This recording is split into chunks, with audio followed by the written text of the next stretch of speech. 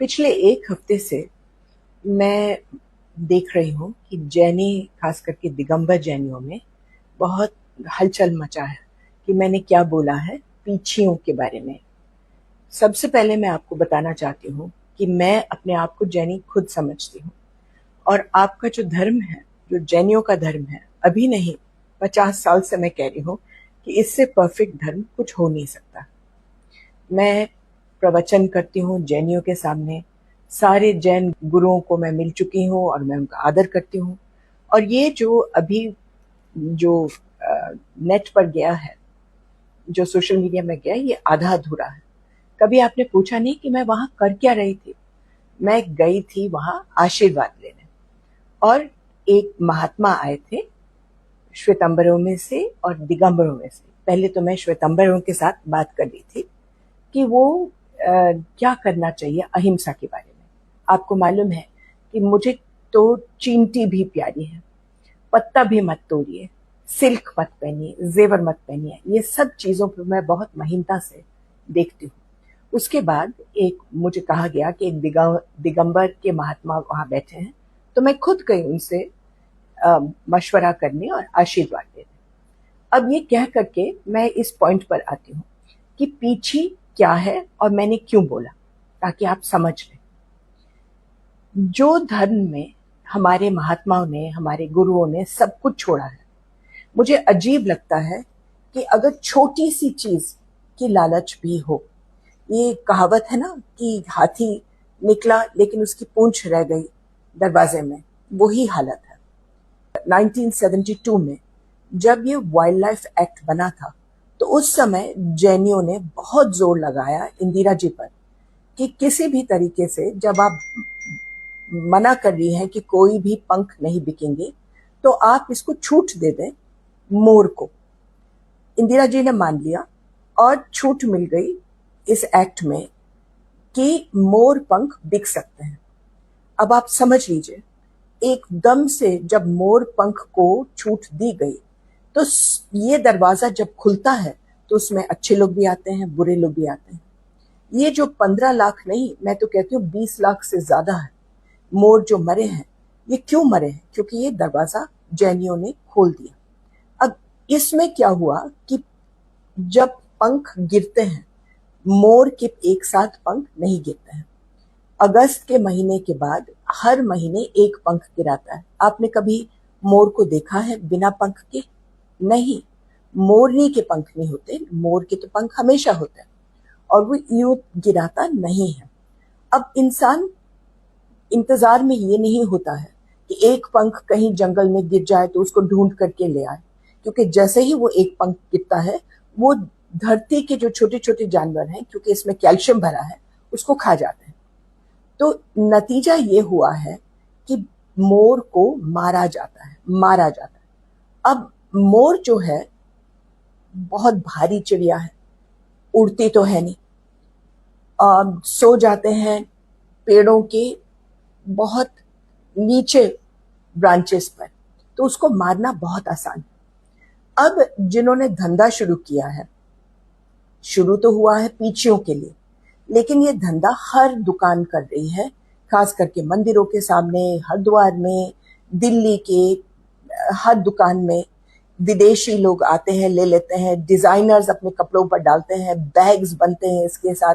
लोग अपने घर में फूलों के बजाय शुभ शुभ रखते हैं मोर के पंख, और इसमें मोर मरता है। ये गिरे हुए पंख का धंधा नहीं है, ये मारे हुए मोरों का धंधा है। अब आप ये पूछेंगे कि क्या सबूत है। मैं आपको बता देती हूँ, बहुत आसान सबूत है। जब मोर गिराता है अपने पंख को, तो उसके नीचे सफेद टुकड़ा रह जाता है, जिसको हम अंग्रेजी में शाफ्ट बोलते हैं।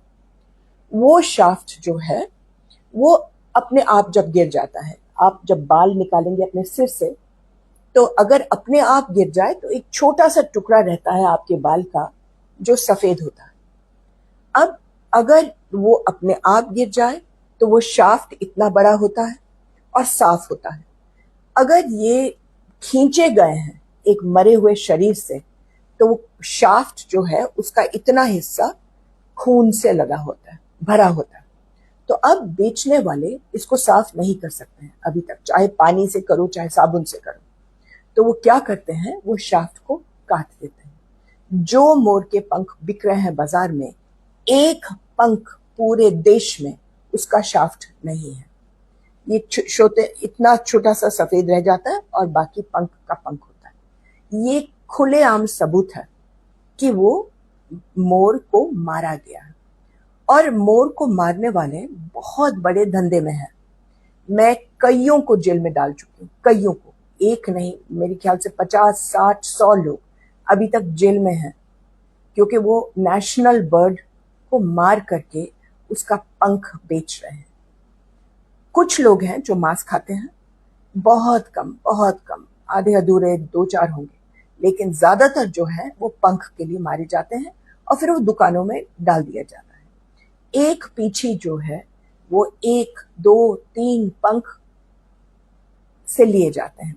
इसीलिए मैं कहती हूँ कि जब एक महात्मा ने पूरी दुनिया छोड़ दिया है, जब उसने छोड़ दिया है कपड़े भी पहनना, जब वो भगवान के इतने नजदीक है, तो फिर वो पंख की क्या लालच है। अब 2001 में मैंने अटल जी से बात की थी, मैं उनकी यहाँ मंत्री थी, और मैंने उनको बोला, मैंने उनको पूरा समझा दिया और उनको सबूत दिया। उन्होंने कहा अमेंडमेंट लाइए पार्लियामेंट में और इसको भी हम लोग बंद कर देंगे। तो अमेंडमेंट मैं लाई। जब वो अमेंडमेंट पार्लियामेंट में गया तो जैनियों को पता चला और उन्होंने फिर दबाव डाला प्रधानमंत्री पर और कहा कि इसको मत करिए, हम बहुत नाराज होंगे। तो बनी बनाई चीज जो पार्लियामेंट गई थी उसको वापस लाना पड़ा। इसीलिए मैं कहती हूँ कि जैनियों ने दरवाजा खोला है, ये पीछी ने दरवाजा खोला है, और इस दरवाजे से दुनिया भर के लोग उस पे अंदर आ गए हैं। दुनिया भर के दुकानदार, बुरे लोग, स्मगलर्स, मर्डरर्स, ये सब उसमें घुस गए। इसलिए बहुत जरूरी है कि जैन महात्माएं खुद कह दें कि हमें पीछे नहीं चाहिए। आखिर जो श्वेतांबर जैन है वो रस्सी इस्तेमाल करते हैं, या फूल झाड़ू अगर करना है तो बिल्कुल ही फूल झाड़ू इतनी सुंदर चीज है, उसको बांधिए। लेकिन पंख जितना बांधेंगे, एक तो एक भी जानवर नहीं बचता है वो पंख लगाने से और उसकी पीछे बनाने से। दूसरा, हरेक जब लोग जाते हैं, चाहे दिगंबर महात्मा मांगे ना, लेकिन फिर भी एक आदत बन गई है कि लोग फूलों के बजाय उनको पीछे देते हैं। एक एक के पास 2, 4, 5, 10 उससे भी ज्यादा है जो पड़े रहते हैं। ये सब लाशें हैं बेटे, ये सब लाशें हैं। इनको, इस रिवाज को बंद करना जरूरी है। और मैं आज नहीं, मैं 50 साल से ये बोल रही हूँ। मैं जब भी जैनियों के यहाँ आशीर्वाद के लिए जाती हूँ तो यही चीज मैं उनको छेड़ती हूँ और कह देती हूँ कि क्यों नहीं हाथी का पूंछ निकाल दे दरवाजे से। अब आप लोगों को, आप नाराज हैं, मैं समझती हूँ आपकी नाराजगी, क्योंकि जब भी शरीर में कोई एंटीबायोटिक देता है तो सबसे पहले बुखार ही आ जाता है। तो आपको इस वक्त बुखार चढ़ा है, लेकिन कभी ना कभी तो आपका बुखार उतरेगा, क्योंकि मैं आप में से हूं। और जब बुखार उतरेगा तो जरा सोचिए कि ये वजह क्या है और हम अपने आप को और जैन रिलीजन को और भी परफेक्ट कैसे बना सकते हैं। मेरा आशीर्वाद और मेरा प्यार आप सब लोगों के साथ।